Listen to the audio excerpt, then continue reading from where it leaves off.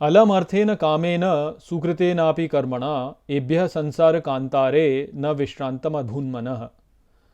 नमस्कार मित्रों, ये जो श्लोक है ये अष्टावक्र गीता के 10वें अध्याय का 7वां श्लोक है, जिसे हम आज गहराई से समझेंगे। तो आइए सबसे पहले इसके अर्थ को समझते हैं। तो जो श्लोक है वो कहता है, अलम अर्थेन कामेन, अर्थात धन की कामना द्वारा, सुकृतेनापि कर्मणा, अर्थात अच्छे कर्मों को करने में भी, एभ्य संसार कांतारे, अर्थात इस संसार के वन में, न विश्रांतम अभून मनः, अर्थात नहीं शांत होता है मन। तो यहाँ पर अष्टावक्र जनक महाराज से कहते हैं कि धन संपत्ति की कामना द्वारा अच्छे कर्मों को करने पे भी इस संसार रूपी वन में शांति प्राप्त नहीं होती मन को। तो ये यहाँ पे जो बताया जा रहा है वह मूलतः जो है स्वार्थी भावना के रूप से बताया जा रहा है। तो अलम अर्थेन बोला है, यानी धन की स्वार्थी भावना। अर्थ जो होता है कई बार स्वार्थ भी होता है कि अपना अर्थ सिद्ध करना। तो यहाँ पर अष्टावक्र कह रहे हैं कि जो व्यक्ति अच्छे कर्म करता है किंतु उनको भी जो है अपने स्वार्थी भावना से, अपनी संपत्ति की वृद्धि के लिए यदि वह करता है, तो अच्छे कर्मों को करने पर भी वास्तव में उसे इस संसार में शांति प्राप्त नहीं होती। तो ये बात हमको भी समझनी चाहिए। देखिए, इस जीवन में हमारे लिए दो विकल्प हैं। एक विकल्प तो ये कि हम अभिमान से प्रेरित होकर अपने मान की वृद्धि करना चाहें, और दूसरा ये है कि हम प्रेम से प्रेरित होकर के ईश्वर के साथ जुड़ने का प्रयास करें। अब जब हम कर्म करते हैं तो कर्म जो है वह यदि हम अपने अभिमान की वृद्धि के लिए करते हैं या स्वार्थी भावना से करते हैं, तो शुद्ध से शुद्ध कर्म भी वास्तव में अशुद्ध हो जाता है। और जब वही कर्म हम यदि ईश्वर प्राप्ति के लिए करते हैं या ईश्वर के लिए करते हैं, ईश्वर को अर्पित करके करते हैं, तो वह ही कर्म जो है वह शुद्ध हो जाता है। तो कर्म जो है वह अपने आप में शुद्ध या अशुद्ध नहीं है। वह किस मंतव्य से किया जा रहा है, वह किसके लिए किया जा रहा है, उससे वास्तव में कर्म शुद्ध और अशुद्ध होता है। और ये जो शुद्धि और अशुद्धि है, इसी के द्वारा वास्तव में शांति की प्राप्ति होती है। जब शुद्ध कार्य किया जाएगा तो शांति की प्राप्ति होगी, जब अशुद्ध कार्य किया जाएगा तो अशांति की प्राप्ति होगी। तो इसलिए हमको जो करना है वह है शुद्ध कार्य। तो अब क्या होता है कि इस संसार में लोग वास्तव में क्या करते हैं कि लोग अपना एक ज्ञान सिद्ध कर लेते हैं, अपनी एक धारणा बना लेते हैं, अपने पूर्वाग्रह बना लेते हैं, और उसके आधार पर कहते हैं कि अच्छा ये काम तो शुद्ध है और ये काम जो है यह अशुद्ध है। मान लीजिए कि झूठ बोलने को बोल दे कि झूठ बोलना जो है वह अशुद्ध है और सत्य बोलना जो है वह शुद्ध है। अब मान लीजिए कि आपके सामने कोई ऐसा व्यक्ति आ जाता है जो कि किसी कारण से यदि आप उसको यदि सत्य बोल दें तो उसकी हानि हो जाएगी। तो अब आप क्या करें? तो क्या होता है कि जैसे बोला गया है कि इसमें अष्टावक्र गीता में ही बोला है कि अव्रती बनो।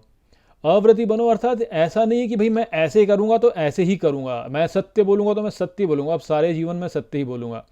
अब मान लीजिए कि कोई व्यक्ति है जिसके पीछे जो है कुछ बुरे व्यक्ति लगे हुए हैं और वो आपके घर में आके छुप जाए, और अब जो बुरे व्यक्ति हैं वो आपसे पूछें कि वो जो व्यक्ति था वो आपने उसे देखा क्या, तो अब आप सत्य बोलेंगे या यहाँ पे असत्य बोलेंगे?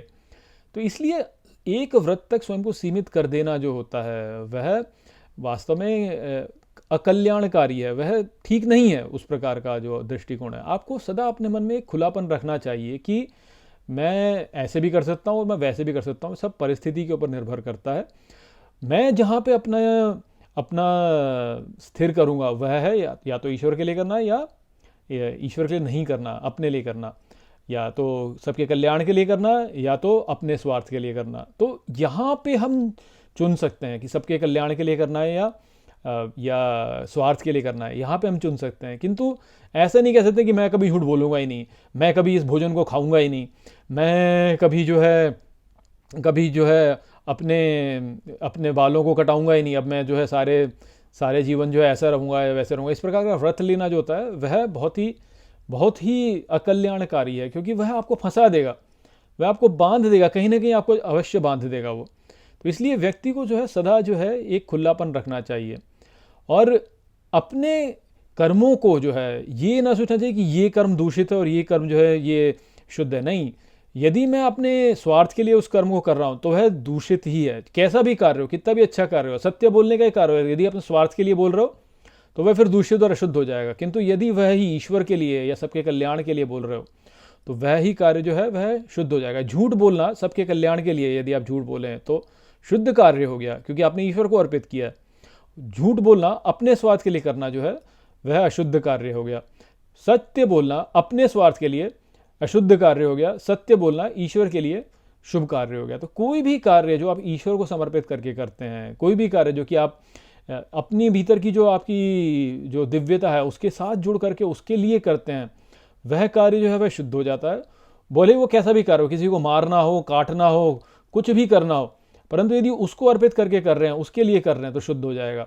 और यदि वह ही कार्य अपने स्वार्थ के लिए कर रहे हैं, कोई भी अच्छा कर रहे हैं, दान पुण्य कर रहे हैं, किंतु अपने स्वार्थ से उसको सिद्ध करने के लिए कर रहे हैं तो अशुद्ध हो जाएगा।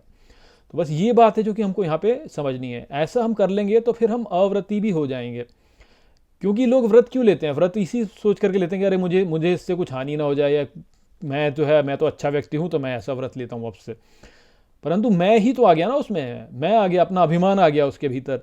तो उस अभिमान के कारण ही सारी समस्या उत्पन्न होती है। इसलिए व्रत नहीं लेना चाहिए इस प्रकार का कि मैं तो सदा ऐसे ही करूँगा, मैं सदा वैसे ही करूँगा, क्योंकि फिर उससे हमने स्वयं को बांध लिया। बात हमको केवल यही समझनी है कि ईश्वर को अर्पित करके करेंगे जो भी कार्य तो शुद्ध है, और यदि स्वयं के स्वार्थ के लिए करेंगे तो अशुद्ध है। तो वो संदेश था यहाँ पर इस श्लोक में। आशा करता हूँ कि मैंने इस श्लोक को आपको अच्छे से समझा दिया होगा। चलिए इसी के साथ इस वीडियो को यहीं पर समाप्त करते हैं। नमस्ते।